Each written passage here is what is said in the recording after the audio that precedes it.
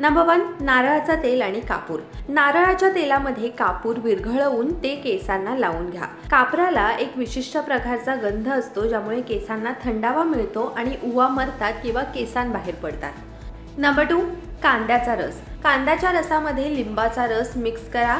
हे मिश्रण केसांना लावून 10 ते 15 मिनिटे ठेवा आणि मग केस धुवून त्यांना विंचरून घ्या। कांद्यामध्ये मोठ्या प्रमाणावर सल्फर असतं, ज्यामुळे उवा मरतात। नंबर 3, लसूण। 8 ते 10 लसणाच्या पाकळ्यांची पेस्ट बनवून त्याला लिंबाच्या रसामध्ये वाटून घ्या। पेस्ट केसांच्या मुळांना लावा। अर्ध्या तासाने केस कोमट पाण्याने धुवून टाका। उवा लगेच कंगवाच्या मदतीने काढून टाका। नंबर 4, कडुनिंब। 1 चमचा नारळाच्या तेलामध्ये 1 चमचा कडुनिंबाचा तेल मिक्स करा। हे जे तेल आहे ते केसांना लावून घ्या। तासभर तसंच ठेवा आणि मग केस धुवून टाका।